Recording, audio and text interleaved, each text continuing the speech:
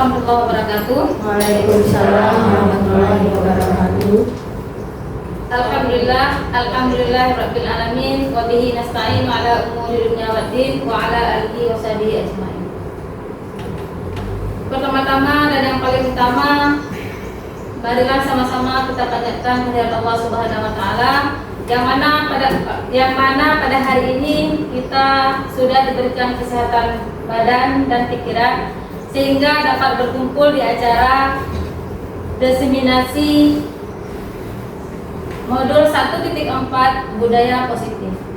Jadi acara kita pada hari ini supaya acara kita berkah, mari kita berdoa di dalam hati kita masing-masing.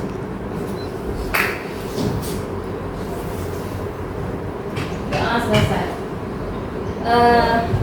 Baik, yang terhormat kepada Bapak Kepala Sekolah SMK Negeri 1 Simpang Amplam, Dr. Andes Fadli MM.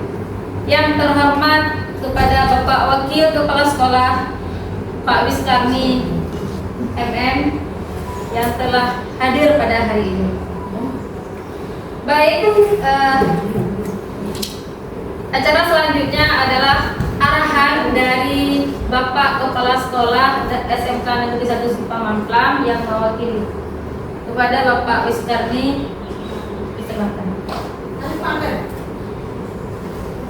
Assalamualaikum warahmatullahi wabarakatuh. Waalaikumsalam warahmatullahi wabarakatuh. Pertama sekali kita bersyukur kepada Allah Subhanahu wa taala karena berkat dan rahmat dan karunia-Nya sehingga pada hari ini kita diberi kesehatan, kekuatan untuk dapat mengikuti aksi nyata modul 1.4 budaya positif yang dilaksanakan oleh Ibu Banyuni SPD CGP Angkatan 11 SMK Negeri 1 Simpang Amplam. Selawat dari salam tidak lupa kita sajikan pangkuan Nabi besar Muhammad SAW yang telah memberikan contoh teladan yang baik bagi kita semua. Yang saya hormati Ibu CGP Angkatan 11 itu Ibu Banyuni SPD yang sebentar lagi akan menyampaikan aksi nyata modul 1.4. Yang saya hormati Bapak Ibu guru yang telah hadir di ruangan ini.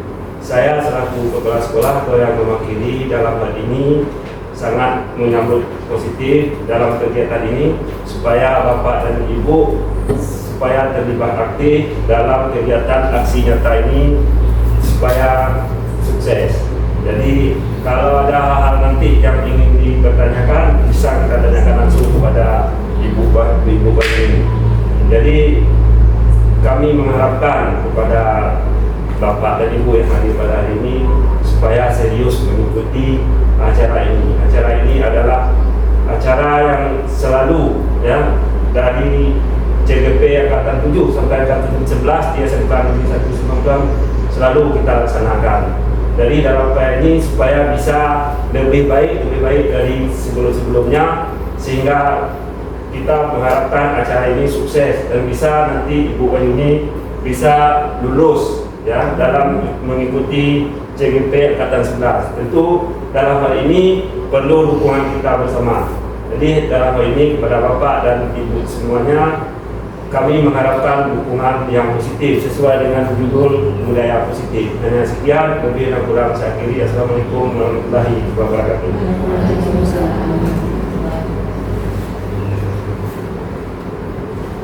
Terima kasih kepada Bapak Wiskarni yang telah memberikan arahan kepada kita. Untuk selanjutnya, coba Bapak Ibu lihat, ini adalah orang yang menginspirasi saya, ya. Ada Pak Wiskarni dan Ibu semuanya. Orang inilah yang telah memberikan support, semangat kepada saya selama ini.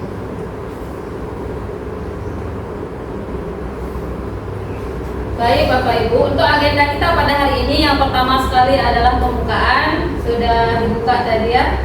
Kemudian doa juga sudah. Yang ketiga adalah pemahaman materi, kemudian eksplorasi konsep dan refleksi. Baik Bapak Ibu, sebelum kita lanjut dengan acara pada hari ini, alangkah baiknya kita buat kesepakatan dulu ya. Yang pertama, masuk dan keluar tepat waktu. Terus yang kedua, mengangkat tangan sebelum bertanya, menjawab, menyanggah atau memberikan saran. Kemudian HP dalam keadaan silent. Bagaimana Bapak Ibu? Bisa disepakati atau ada yang mau ditambahkan? Sepakat. Sepakat ya Bapak Ibu ya? Sepakat ya? Ya. Ada semangatnya? Ini semangatku. Kita kasih tepuk tangan buat kita semua. Baik. Terus selanjutnya adalah tujuan kita mengadakan hari ini. Yang pertama membagi pemahaman. Sebenarnya saya bukan membagi pemahaman, cuman kita hanya saling sharing di sini ya. Jadi saling sharing tentang pemahaman dalam menerapkan budaya positif kepada Bapak Ibu semuanya. Kemudian nantinya diharapkan kepada kita mampu menerapkan budaya positif di kelas ataupun di sekolah. Apakah Bapak Ibu sudah menerapkan selama ini di sekolah? Sudah. Sudah ya Bapak Ibu ya. Baik. Nah, Bapak Ibu coba Bapak Ibu lihat gambar yang ada di slider ataupun di layar.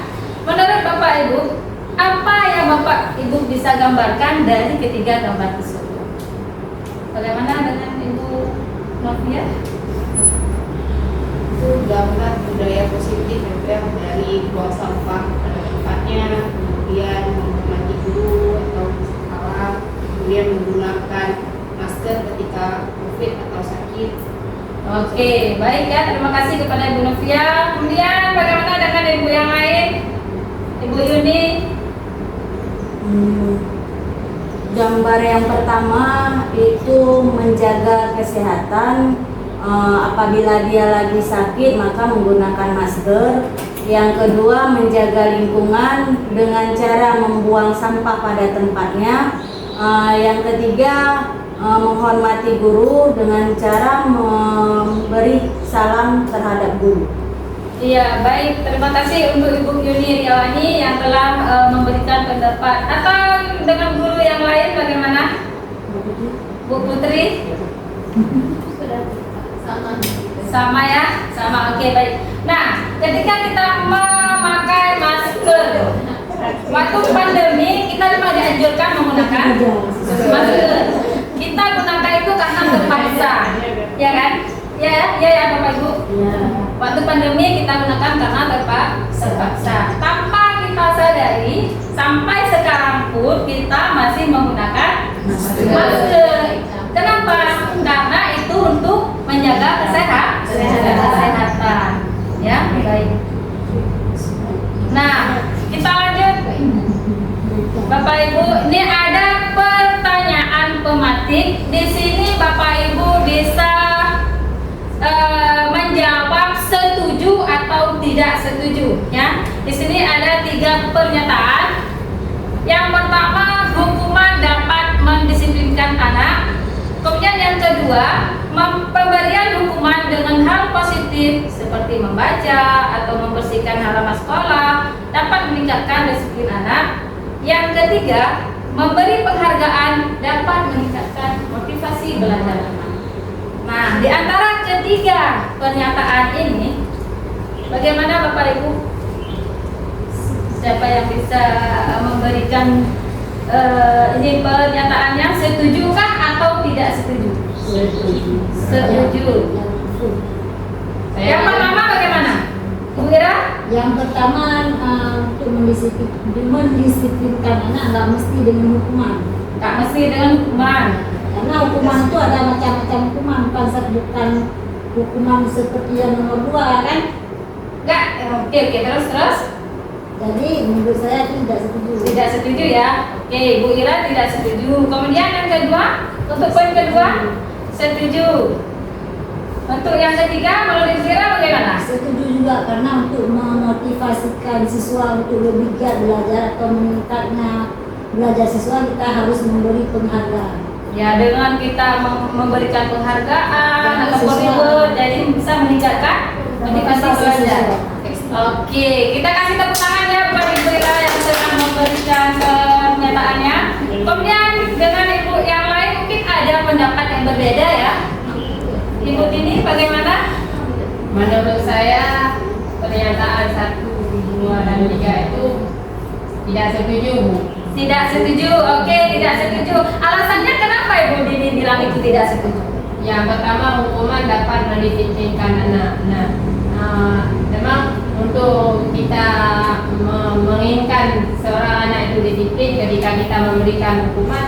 Jadi disiplinnya ketika dikasih hukuman aja. Jadi ada efek jangka panjangnya untuk ke depan ketika tidak lagi dikasih hukuman, tidak lagi disiplin.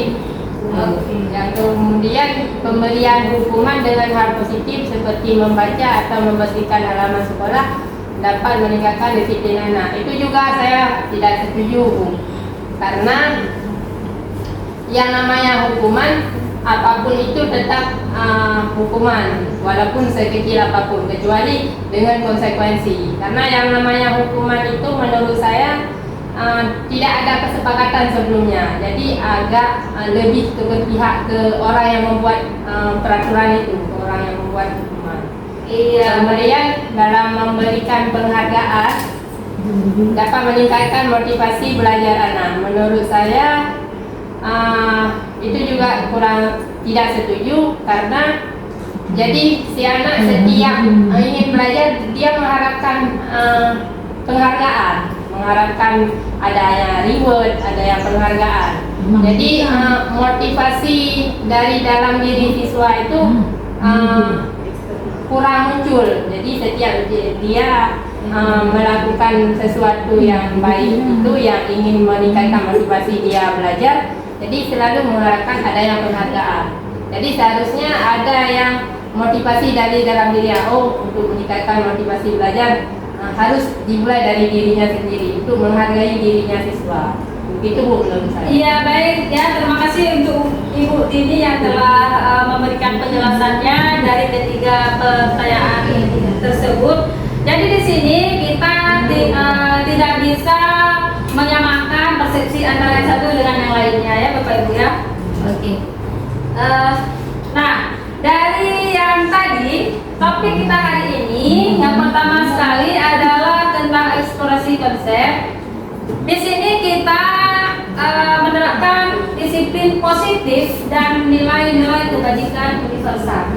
Yang kedua, teori motivasi, hukuman, dan penghargaan, kemudian restitusi. Yang ketiga, keyakinan kelas. Yang keempat, kebutuhan dasar manusia dan dunia berkualitas. Yang kelima, restitusi 5 posisi kontrol. Dan yang keenam, restitusi segitiga restitusi. Nah, yang pertama sekali adalah pembelajarannya disiplin positif dan nilai-nilai kebajikan universal. Nah, sebelumnya Bapak Ibu ya, kita mulai permainannya dulu. Ya, kita mulai permainannya tentang perubahan paradigma. Kegiatannya adalah kepalan tangan. Nah, sekarang saya akan membagikan secari kertas kecil ya, kemudian Bapak Ibu nanti tuliskan. Yang satu katakanlah sebagai A, yang satu lagi sebagai B ya. Kasih Pak Wiris. Nah, Bapak Ibu ini bisa berdua sama Ibu Anissa, kemudian Ibu Nurul bersama Pak Nasruddin ya. Terus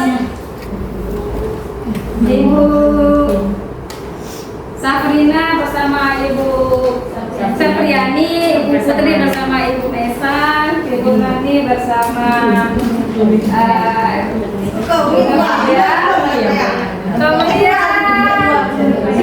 Ibu Ira bersama Ibu Ajir.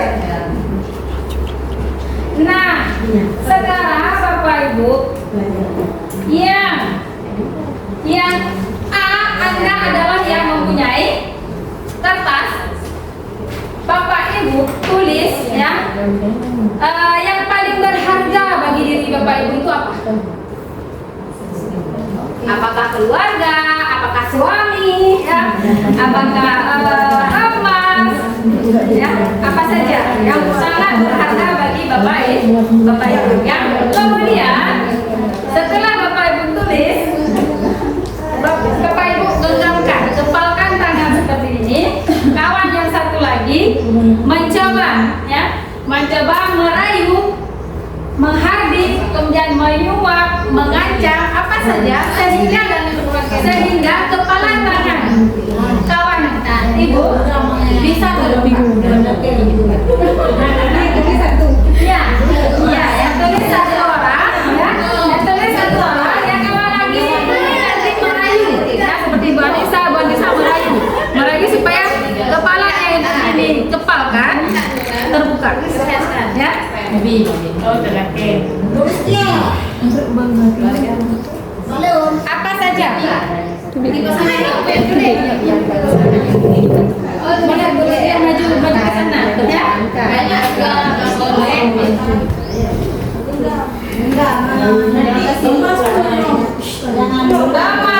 Suami, keluarga apa saja yang paling berharga bagi Bapak Ibu?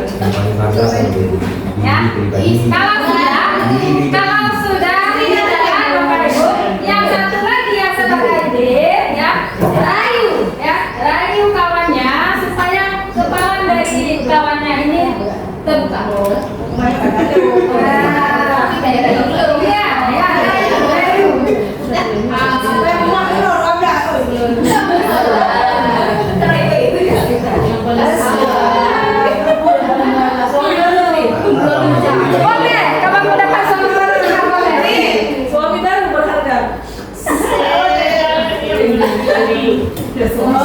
Apakah orang tua kita, apakah anak kita, ya, yang penting yang paling berharga bagi diri kita.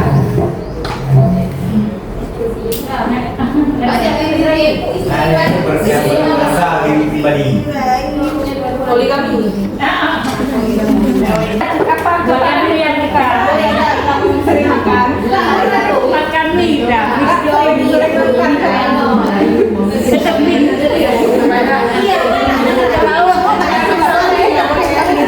nggak boleh.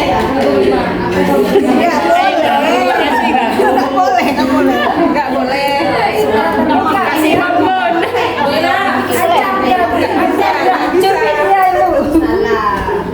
Kasih lah. Dan kamu yakin kita makan sama Cirayu supaya terbuka ini, Bu. Oh, kan udah pikir.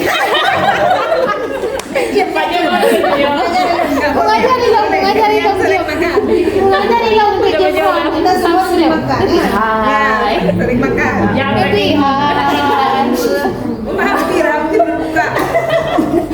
Panturon. Jangan balik ke di rumah tengah.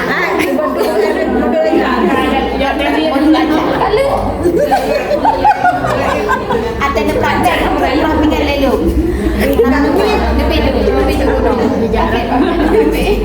Kan cara merayu deh. Oh, milik Yang danau tabangan. Kemarin lagi. Ke minum kelus. Oh, jauh lagi ya Mbak. Pasar malam kan. Pasar malam ini. Ke Eropa pun nggak boleh. Ke Bogor jalan kaki. Aku kira Tapi lambat. berharga nih. Kasih sangat berharga. Boleh. Boleh. Kalau gitu seorang mentari, kalau yang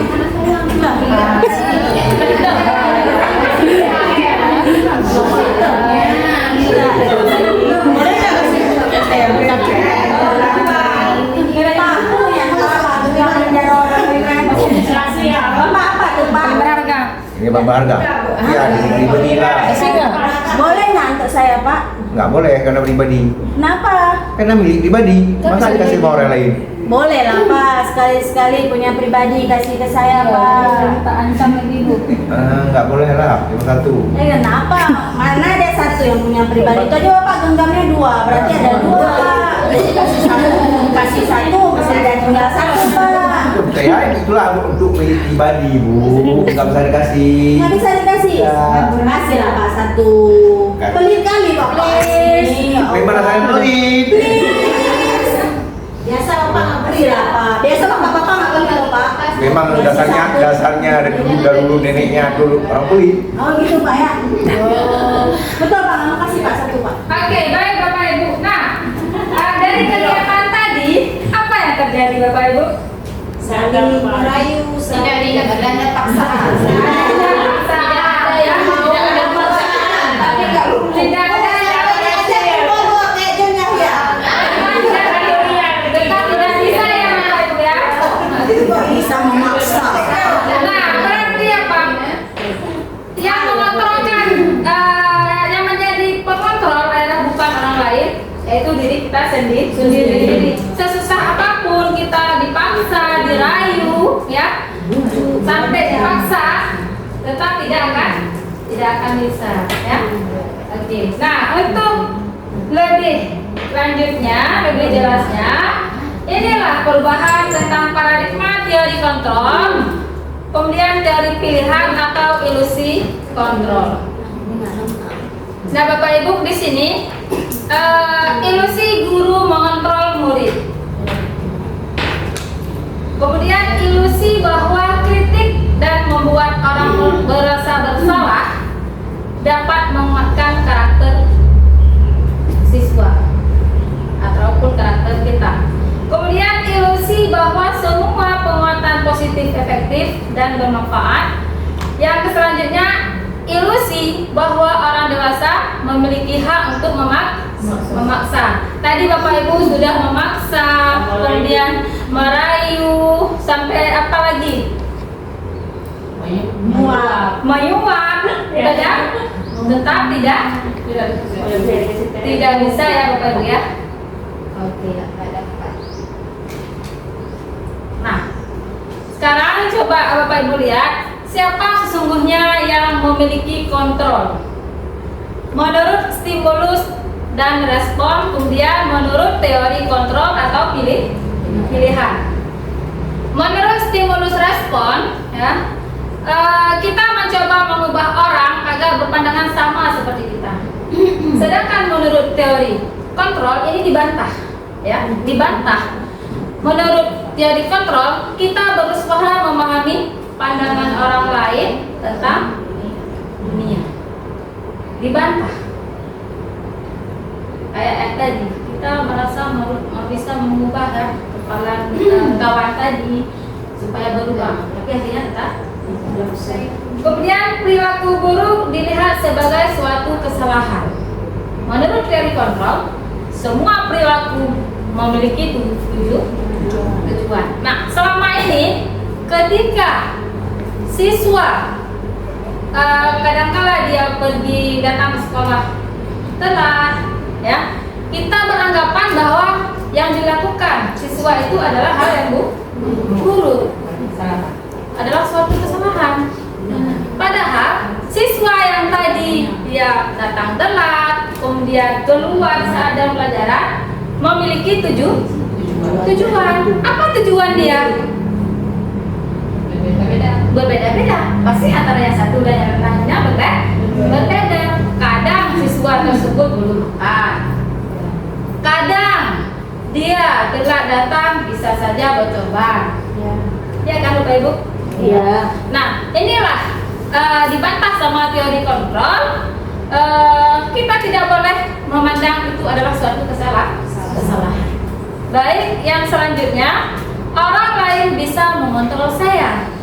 Sedangkan menurut teori kontrol, hanya Anda yang bisa mengontrol diri Anda sendiri. Ya, mana contohnya Bapak Ibu? Berarti kepala tangan tadi. Iya, kepala tangan tadi. Ibu Anissa beranggapan tadi bahwa kepala dari ibu ini bisa dikontrol sama Ibu Anissa. Nyatanya apa? Tidak. Oke. Kemudian apa yang akan terjadi? Pemaksaan. Dari bujukan tadi gagal. Akhirnya terjadilah pemaksaan. Baik. Kemudian model berpikir menang atau kalah. Menurut teori kontrol, model berpikir menang. Ya. Apa yang bisa kita simpulkan Bapak Ibu? bisa kita simpulkan?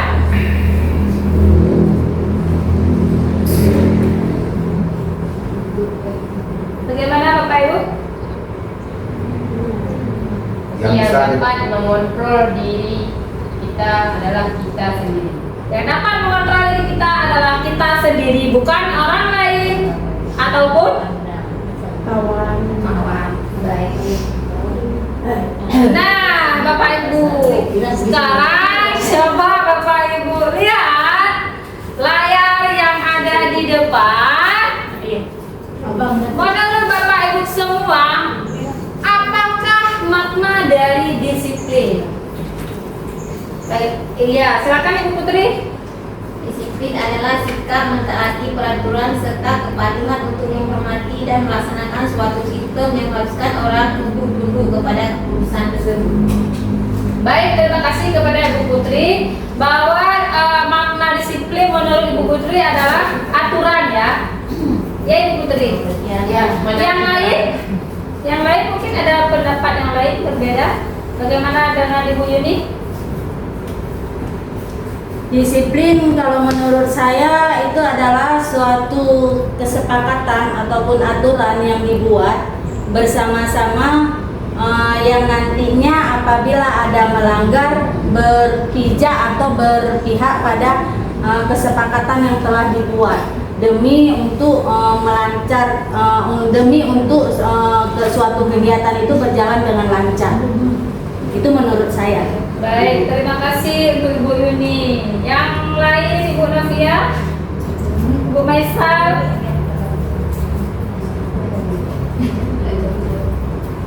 Ibu Maisal bagaimana?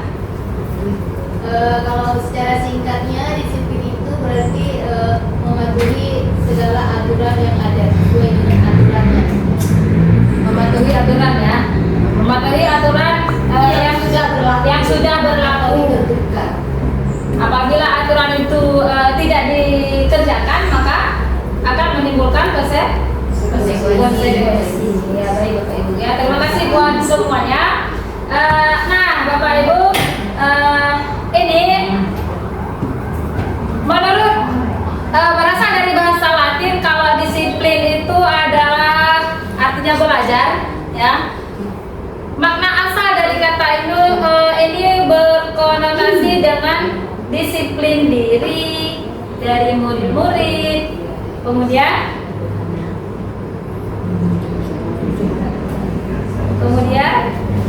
bisa ya Ibu Bapak Ibu baca dari layar. Sesuatu yang dilakukan seseorang pada orang lain untuk mendapatkan kepatuhan ya.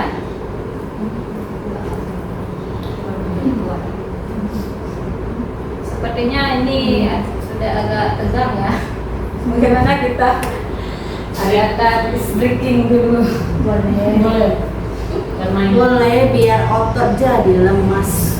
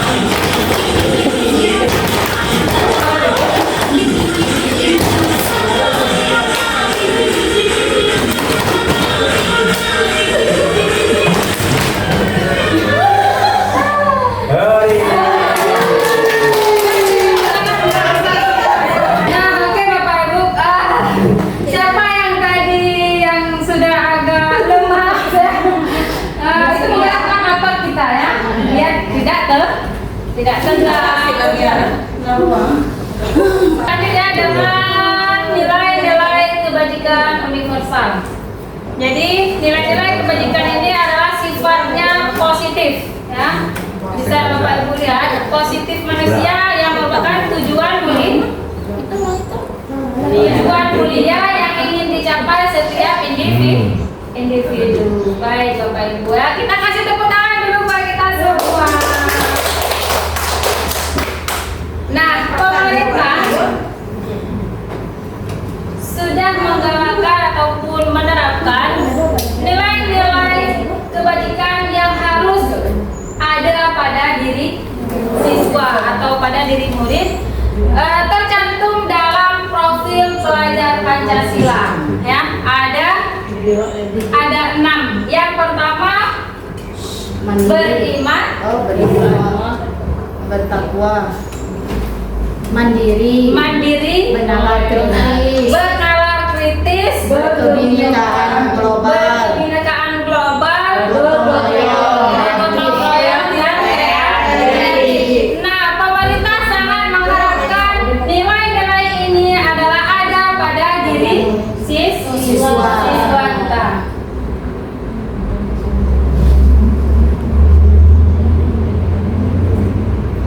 Baik, kita lanjut dengan pembelajaran yang kedua, teori motivasi, hukuman, dan penghargaan restitusi. Teori motivasi perilaku manusia. Mohon tanggapan Bapak Ibu.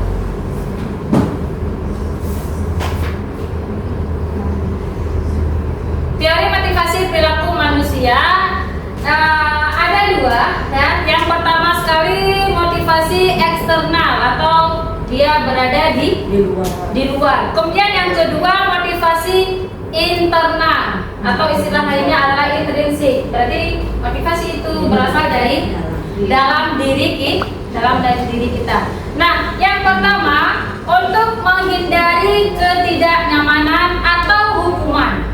Apa yang akan terjadi apabila saya tidak melakukannya? Nah, ini termasuk ke dalam motivasi eksternal. Contohnya mana Bapak Ibu? Mana contohnya Bapak Ibu? Apabila yang akan terjadi? Nah, tugas siswa diberi tugas tapi tidak mengerjakan tugas, dia pasti akan menghindari. Iya, berarti dia menghindari hukuman karena tidak Hukuman dari tidak membuat PR. hukuman karena siswa tidak membuat PR sehingga kita memberikan hukuman. Ya, Bukan, maksudnya siswa itu ada motivasi eksternal dari dirinya untuk menghindari hukuman karena tidak mengerjakan tugas, pasti dia akan mengerjakan tugasnya. Karena ada hukuman. Karena ada hukumannya. Jadi dia boleh. Iya, karena ada hukuman makanya dia membuat PR, ya, membuat tugas. Begitu juga dengan kita selama ini, kadang kita tidak masuk kelas tepat waktu. Kita bekerja karena atasan ataupun yang lainnya, bukan dari dalam diri kita. Untuk menghindari hukuman. Bisa saja nanti kita dipanggil sama atasan. Itu juga dengan siswa melanggar, dipanggil, ya Bapak Ibu, ya. Kemudian yang kedua, untuk mendapatkan imbalan dari orang lain atau institusi, apa yang akan saya dapatkan apabila saya melakukannya. Ini juga termasuk ke dalam motivasi eksternal. Artinya, siswa ini mau melakukan karena imbalan. Misalkan, Ibu Tini ketika dalam proses pembelajaran menyediakan benda ataupun memberikan imbalan, baik berupa benda apa saja, apakah permen, apakah kue, ya. Nah, anak murid kita mau dia kerjakan karena ada imbalannya. Sedangkan ketika nanti masuk guru lain, pasti tidak akan sama perlakuan antara Guru yang satu dengan yang lainnya. Oh, saya nggak mau masuk. Kenapa? Ibu ini nggak pernah memberi barang. Begitu juga dengan kita. Nah, yang ketiga, untuk menghargai diri sendiri. Nah, inilah Bapak Ibu yang termasuk ke dalam motivasi internal. Kita melakukannya dasar dari diri kita sendiri, bukan karena orang lain. Inilah tujuan disiplin positif.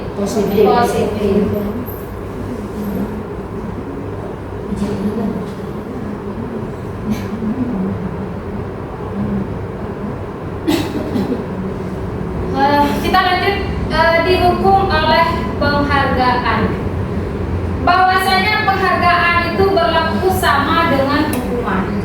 Dalam artian kita meminta atau membujuk seseorang untuk melakukan sesuatu, memenuhi suatu tujuan. Ya. Menurut Alvin Kohn 1993, hukuman ini pengaruh jangka pendek dan jangka panjang. Kemudian penghargaan menghukum. Yang selanjutnya penghargaan mengurangi ketepatan, dan penghargaan tidak efektif. Penghargaan merusak hukuman. Nah, ketika setiap satu semester setelah dibagikan hasil hasil capaian siswa, biasakan kita memberikan piagam. Nah, ini Bapak Ibu akan berpengaruh jangka pendek dan jangka panjangnya. Ya.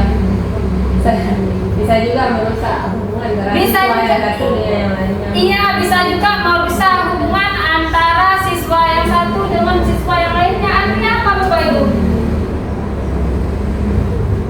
Gara-gara si A dapat ini, jadi hubungan antara mereka berdua Renggang. Nah, begitu juga antara kita. Ya Bapak Ibu. Kemudian tidak efektif. Ya, kita lanjut. Dihukum oleh penghargaan. Bapak Ibu setuju tidak penghargaan itu menurunkan kualitas? Kemudian penghargaan bisa mematikan kreativitas. Penghargaan mengurangi motivasi intrinsik. Berarti dia tidak berasal dari diri dia sendiri, karena mengharapkan penghargaan yang tadi. Ya. Nah, Bapak Ibu,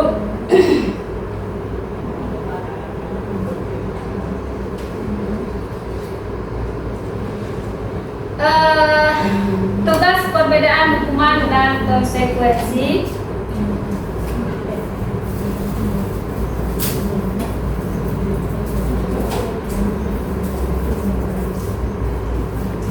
Jadi Bapak Ibu, apa yang membedakan antara hukuman dan konsekuensi?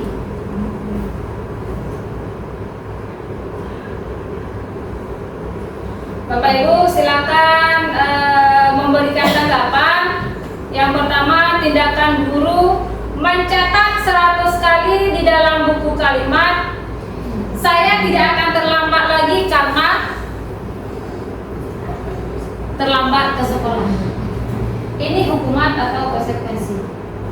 Jadi Bapak Ibu boleh catat nanti sendiri dari semuanya ini. Yang kedua, lari mengelilingi lapangan basket 2 kali karena terlambat hadir ke sekolah. Ini hukuman atau konsekuensi. Kemudian yang ketiga, murid diminta untuk push up 15 kali karena tidak menggunakan masker ke sekolah. Hukuman atau konsekuensi? Jadi silakan Bapak Ibu ini boleh dicatat sendiri ataupun langsung yang mau memberikan tanggapan boleh.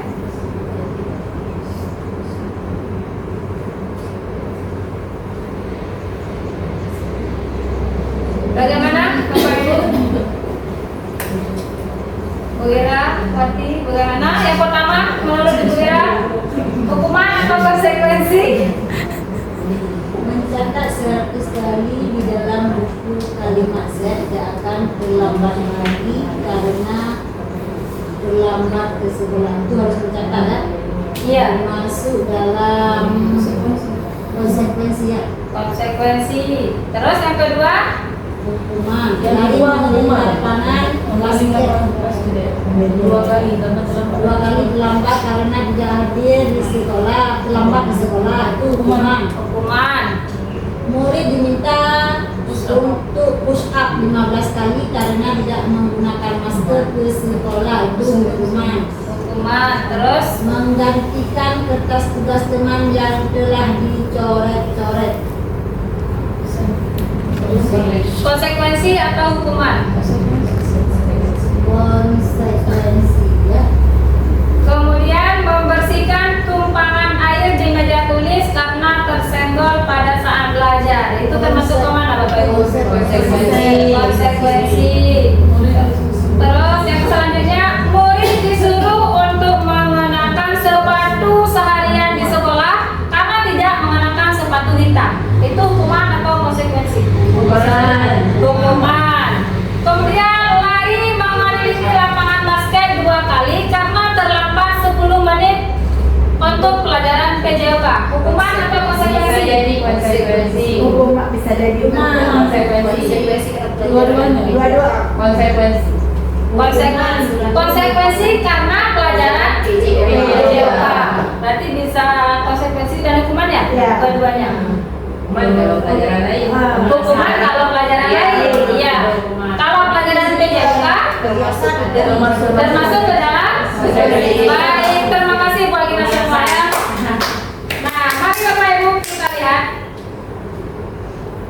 Nah, yang pertama adalah hukuman, kemudian konsekuensi. Hukuman, konsekuensi. Iya, kenapa yang terakhir ini masuk konsekuensi bukan hukuman? Kalau misalkan Ibu Novia pelajaran matematika karena terlambat, Ibu Novia menyuruh siswa lari 2 kali. Termasuk hukuman karena tidak sesuai dengan materi pelajaran yang diajarkan. Nah, Bapak Ibu, berarti di sini bisa kita membedakan antara hukuman dan konsekuensi ya. Berarti hukuman itu biasanya langsung diberikan kepada siswa yang bermasalah. Sedangkan konsekuensi Ada kesepakatan berdasarkan kesepakatan yang dibuat. ya. Baik. Nah, inilah dia antara perbedaan hukuman dan konsekuensi. Kalau hukuman sesuatu yang menyakitkan harus terhenti. Anak membenci kedisiplinan, sedangkan konsekuensi anak menghargai disiplin. Kenapa anak membenci kedisiplinan? karena gara-gara harus disiplin dia dihukum. Iya, karena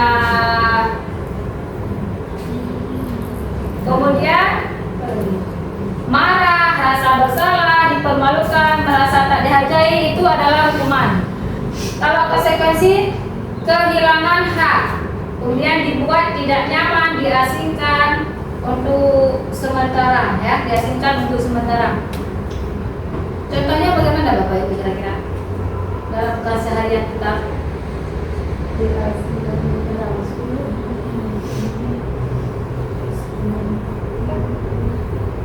Bagaimana Bapak Ibu? Contohnya misalnya tentang kehilangan hak, konsekuensi.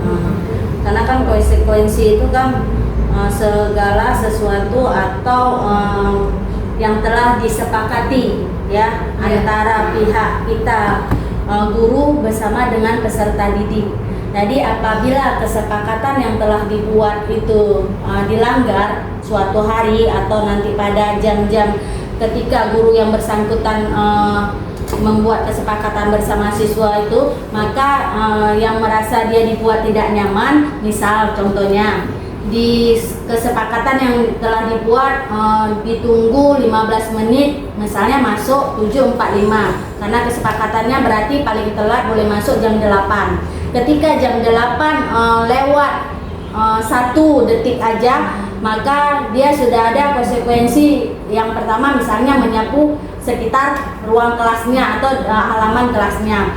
Jadi dengan sendirinya maka dia merasa tidak nyaman ketika dia nanti masuk untuk sementara waktu mungkin sekitar 15 menit atau 20 menit itu dia merasa tidak nyaman.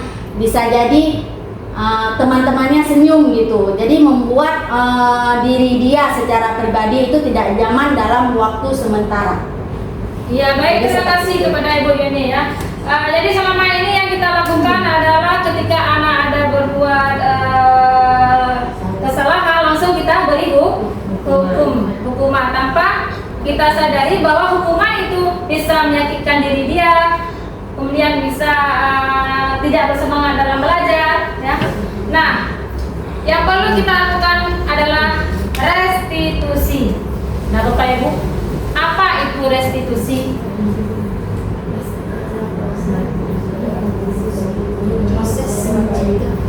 Nah, restitusi proses menciptakan kondisi bagi murid untuk memperbaiki kesalahan mereka, sehingga murid ini bisa kembali pada kelompok mereka dengan karakter yang lebih kuat.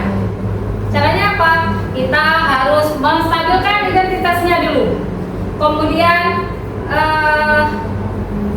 memvalidasi tindakan yang salah.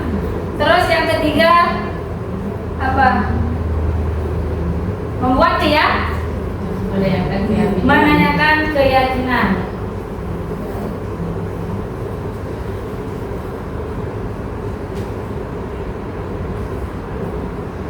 Nah, Bapak Ibu, di sini ada ciri-ciri restitusi. Ada 9. Yang pertama, bukan untuk menebus kesalahan, namun untuk belajar dari kesalahan.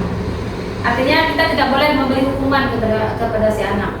Dia bisa belajar dari kesalahan dia sendiri. Kemudian yang kedua, memperbaiki hubungan. Yang ketiga, tawaran bukan paksaan. Yang keempat, restitusi menuntut untuk melihat ke dalam diri siswa.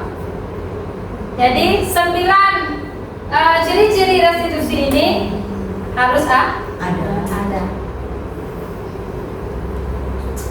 Baik, sekarang pembelajaran yang ketiga tentang keyakinan kelas.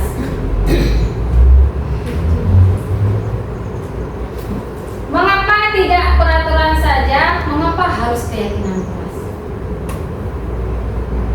Mengapa kira-kira Bapak Ibu? Coba Bapak Ibu perhatikan.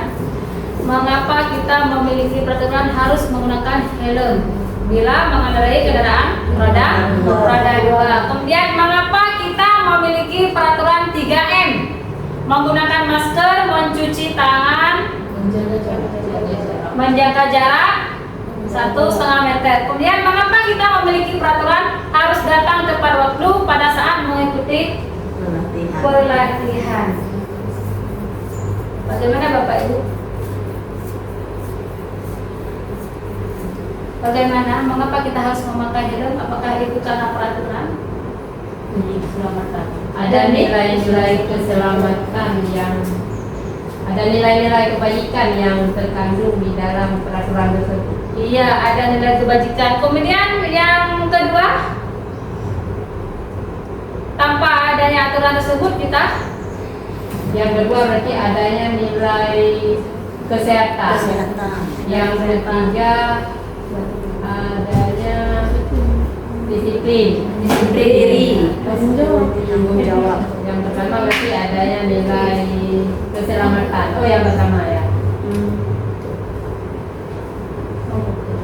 Berarti kalau peraturan itu dibuat oleh satu orang, kalau keyakinan dibuat atas kesepakatan seperti yang tadi kita Ibu jelaskan.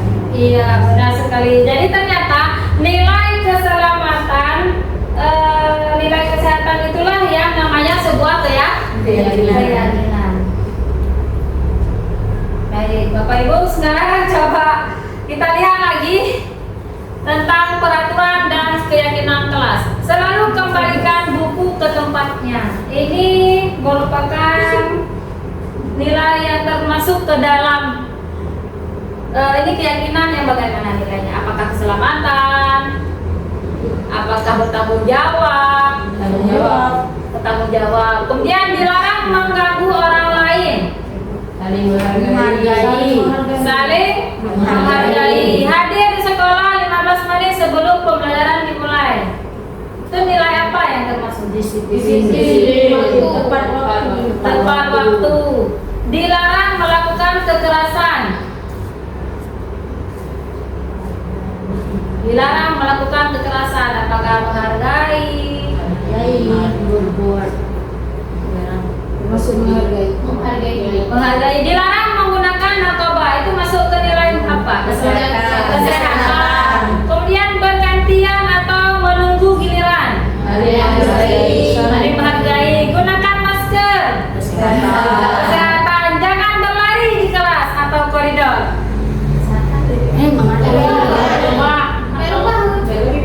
Jangan berlari di kelas atau koridor. Menghargai kenyamanan. Mari kita lihat survei membuktikan. Jadi ada nilai tanggung jawab, kemudian menghormati orang lain, menghormati orang lain, kemudian ada keselamatan. Terus yang jangan berlari tadi masuk ke Keselamatan dan Kita keamanan. kasih tepuk tangan buat kita semua. Guru yang sudah tahu nilai kebajikan. Pintar semua. Angkatan 12. Apakah perlu kita ini lagi? Speaking lagi? Joget lagi? Cukup. Baik, kita lanjut ya Bapak Ibu dengan pembelajaran yang keempat adalah kebutuhan dasar manusia dan dunia berkualitas. Nah, Bapak Ibu, ada 5 kebutuhan dasar yang harus ada pada manusia. Yang pertama sekali adalah kebutuhan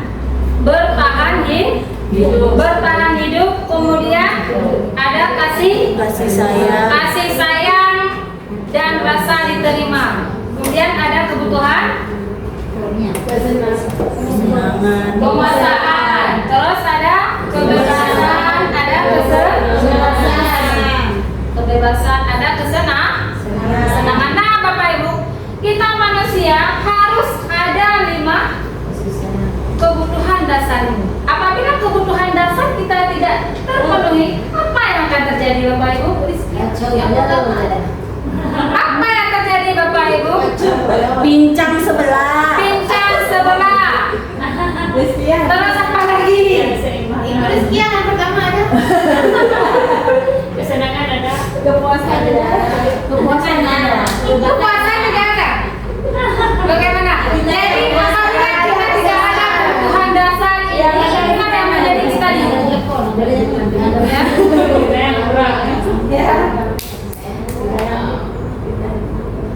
apa Bapak Ibu yang bisa kita pelajari dari sini? Jadi kita di sini Bapak Ibu sebagai guru kita tidak langsung memberikan hukuman kepada siswa. Terkadang ada siswa kita yang apa ya namanya biasa ibu alami sehari-hari. Bagaimana karakter siswa kita? Bermacam-macam masalah. Contohnya apa? Ketika dia ditanya sama guru tidak respon, kemudian membangkang. Apa kita sadari Bapak Ibu padahal dia keluarganya Ada kebutuhan yang ada kebutuhan yang tidak terpenuhi. Kenapa? Bisa saja tadi dia ketika membangkang sama guru, bisa saja dia butuh perhatian. Berarti ada kesadaran, ada kebutuhan yang tidak terpenuhi. Kemudian ketika dia tidak masuk langsung ke kantin, ada kebutuhan yang tidak terpenuhi. Apa kebutuhannya?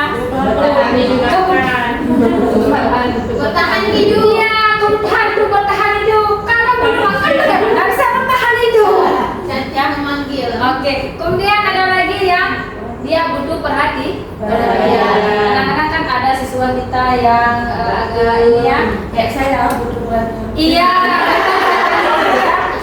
Siswa emak-emak. Mantan siswa. Jadi Bapak Ibu, kita tidak langsung ya, tidak boleh langsung kita berikan hukuman kepada si anak. Panggil dia, tanya apa yang terjadi sama dia. Jangan langsung. Ya, oke, baru kita lanjut ya. Selanjutnya pembelajaran kelima, posisi kontrol. Nah, Bapak Ibu di sini posisi kontrol adalah sebagai penghukum, kemudian ada pembuat orang merasa bersalah, ada posisi teman, posisi pemantau, dan posisi manajer. Nah, Bapak Ibu semuanya, selama ini kira-kira posisi Bapak Ibu di posisi yang mana? Mana Bapak Ibu? Sebagai teman. Sebagai teman. Atau manajer. Kadang-kadang sebagai teman. Kalau Bapak Nasruddin bagaimana? Hukum. Penghukum. Baik. Penghukum itu Bapak Nasruddin. Sebagai penghukum. Ya. Nah, kalau sebagai penghukum menghardik, menunjuk, kemudian apa lagi? Menyindir, ya, itu menghukum. Kemudian guru berbuat, kalau posisi pembuat merasa bersalah, guru berceramah dan mengatakan seharusnya. Kadang kita ada seharusnya kamu loh jangan begini. Ibu kecewa sekali sama kamu karena kamu tidak menghargai ibu. Berarti itu masuk ke membuat orang merasa bersalah. Sedangkan di posisi teman, membuatkan alasan-alasan untuk muridnya. Contohnya apa Ibu? Posisi teman, tadi ada yang mengatakan saya selama ini posisi saya sebagai teman. Jadi yang Ibu lakukan teman itu bagaimana?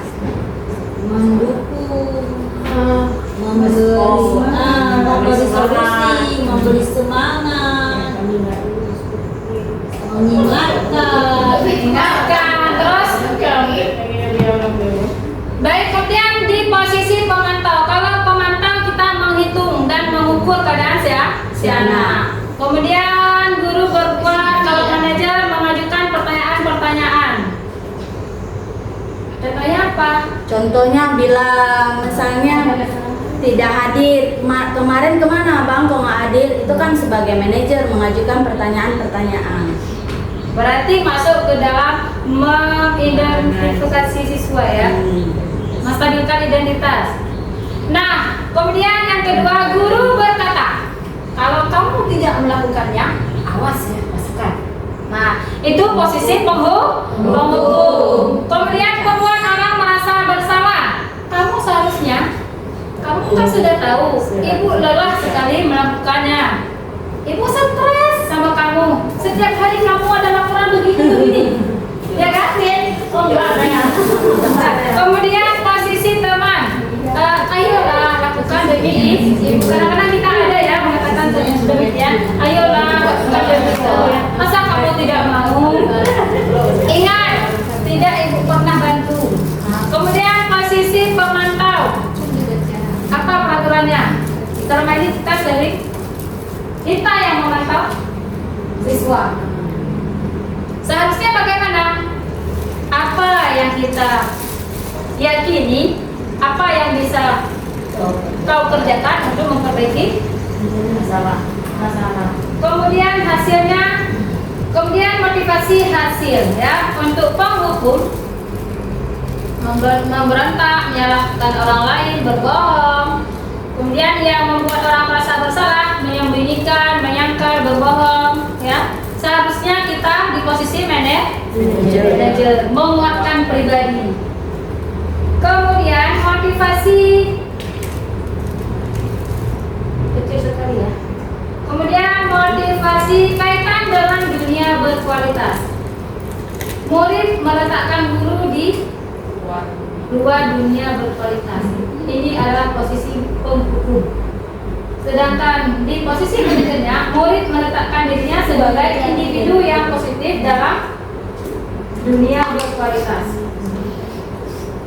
Kemudian motivasi dampak pada murid. Kalau sebagai menghindarkan dari hukuman, berarti dia akan mengulang dari kesalahan. Kemudian membuat orang merasa bersalah, merasa rendah diri. Kalau di posisi mengharapkan imbalan atau ketergantungan pada orang lain, kalau teman berarti dia lemah, tidak mandiri, kemudian tergantung. Selanjutnya, menghargai diri dia sendiri atau manajer, berarti dia mengevaluasikan diri bagaimana cara memperbaiki diri mereka. Yang pertama, saya kecewa sekali sama kamu. Siapa yang mengatakan? Membuat orang merasa bersalah. Kemudian, kamu tidak pernah benar melakukannya. Siapa yang mengatakan? Penghukum. Kemudian, ayolah lakukan dari ibu. Ini adalah posisi teman. Apakah kamu mau mendapatkan stiker bintang hari ini? Pemantau. Terus bagaimana kamu bisa menyelesaikan masalah ini? Manajer. Kamu selalu yang paling terakhir. Penghukum. Nah, Bapak Ibu, posisi kontrol kita yang paling ideal adalah manajer. Kenapa manajer? Si siswa ini langsung dia bisa menjadi solusi dari permasalahan yang dia hadapi. Kemudian segitiga restitusi. Nah, Bapak Ibu, ini adalah yang sangat dibutuhkan selama ini, segitiga restitusi. Yang pertama sekali adalah kita harus menstabilkan dulu identitas. Ada kata-kata ataupun pertanyaan-pertanyaan yang harus kita lakukan kepada siswa apabila dia berbuat kesalahan. Pertama, stabilkan dulu, ya. Ada kata-katanya. Setiap orang pasti pernah melakukan kesalahan. Kemudian kamu bukan satu-satunya yang pernah melakukannya. Kemudian yang kedua apa Bapak Ibu? Validasi kebutuhan. Validasi kebutuhan. Kamu tentu punya alasan mengapa kamu melakukannya. Kemudian, adakah cara yang lebih efektif untuk mendapatkan apa yang akan kamu butuhkan? Kemudian yang ketiga, menanyakan keyakinan. Nilai apa yang telah disepakati? Kemudian kamu ingin menjadi orang yang seperti apa? Ya. Jadi Bapak Ibu, setelah saya belajar di CGP tentang budaya positif, saya kemarin pernah melakukan restitusi terhadap kasus siswa. Yang pertama kemarin kelas 11 TBSM, saya melakukan restitusi telat datang. Kemudian ada bolos, tidak mau masuk kelas. Jadi saya praktekkan, saya panggil siswa itu, tidak saya langsung beri hukuman kepada dia. Saya tanyakan dulu, kenapa dia lakukan ini. Saya stabilkan dulu identitasnya. Kamu bukan satu-satunya. Di sini saya bukan mencari siapa yang salah, siapa yang benar. Jadi si anak ini jadi terbuka. Ternyata kenapa dia telah datang ke sekolah? Selama 3 hari dia harus mengantarkan adiknya dulu ke sekolah. Karena dia jauh pergi, ya, jauh antara rumah ke tempat sekolah. Jadi dia terlambat gara-gara mengantarkan adiknya. Hondanya rusak. Terpaksa dia harus antarkan dulu adiknya. Jadi dia terbuka, kita terbuka sama si anak, tidak langsung menghukum dia. Akhirnya apa? Ada solusi dari dia sendiri yang dia yakini, dia bisa bangun cepat, bisa antar adik, kemudian bisa pergi sekolah dengan tepat waktu, ya. Baik, jadi Bapak Ibu, saya harapkan nanti Bapak Ibu jangan langsung menghukum siswa, lakukanlah praktek. Iya, praktek segitiga restitusi. Nah, Bapak Ibu, di sini ada intervensi 30 detik. Ini bisa membantu murid kembali ke tujuan semula dengan cukup singkat dan dengan cara non konfrontatif. Kemudian pertanyaan-pertanyaan yang diajukan biasanya dikemukakan oleh seorang pemantau dan manajer. Nah, apakah kamu ingin berbuat lebih baik? Kemudian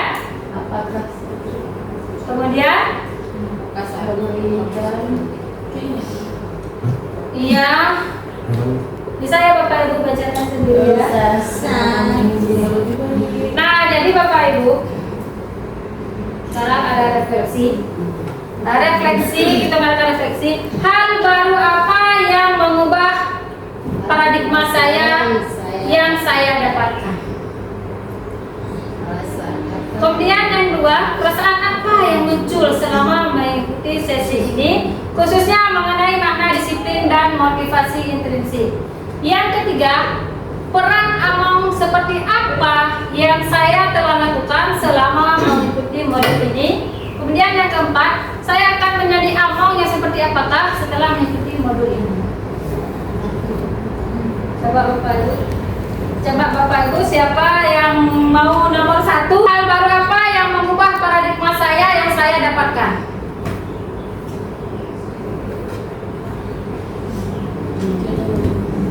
Iya, silakan Ibu Yuni Riawani. Hal baru yang mengubah paradigma yang saya dapatkan yang pertama, bahwa setiap anak itu tidak pantas untuk dihukum. Yang kedua, bahwa kita seorang pendidik atau pengajar, kita itu selayaknya berfungsi sebagai manajer. Mungkin tentang yang kedua, perasaan apa yang muncul selama mengikuti sesi ini, khususnya mengenai makna disiplin dan motivasi intrinsik, perasaan saya sangat menyenangkan ya. Yang pertama, mendapatkan penambahan ilmu baru, kemudian hal-hal yang baru dan motivasi yang baru untuk memperbaiki perkembangan selanjutnya untuk pengembangan kompetensi saya nantinya. Kemudian peran Among seperti apakah yang telah saya lakukan selama mengikuti modul ini? Yang pertama, mungkin peran saya sebagai teman dan juga manajer. Yang lebih dominan itu perannya seperti peran saya sebagai teman. Kemudian untuk refleksi yang nomor 4, saya akan menjadi Among yang seperti apa? Apakah setelah mengikuti modul ini, saya ingin menjadi Among seperti manajer. Mungkin itu saja Bu Wahyuni yang dapat saya lakukan refleksi. Baik, terima kasih buat Ibu Yuni Riawani yang telah melakukan refleksi. Kita kasih tepuk tangan buat kita semua. Mungkin dari Ibu yang sebelah sini satu lagi.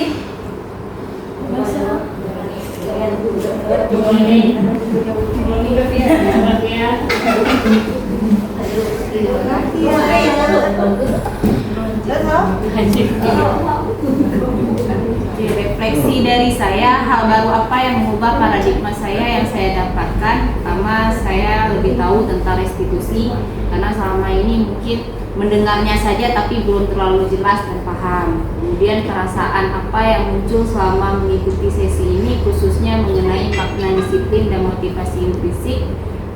Saya lebih tahu tentang disiplin positif itu ternyata ada hukuman, ada konsekuensi, dan ternyata itu berbeda. Kemudian ada peran Among seperti apakah yang saya telah lakukan selama mengikuti modul ini. Selama ini saya mungkin berperan lebih ke pemantau, cuma setelah ini saya akan menjadi Pamong, insya Allah akan belajar untuk menjadi posisi manajer. Baik, terima kasih buat Ibu Novia yang telah memberikan penjelasannya. Terima kasih buat kita semua ya Bapak Ibu. Jadi untuk hari ini saya ucapkan terima kasih banyak kepada semua Bapak Ibu yang sudah hadir pada hari ini dalam sharing mengenai budaya positif, saya berharap nanti semua kita di sini, jangan hanya saya ataupun hanya beberapa orang yang menerapkan budaya positif, nilai kebajikan, ya. Jadi kita sama-sama lah Bapak Ibu. Kenapa? Supaya sekolah kita, anak didik kita, generasi kita baik, ya.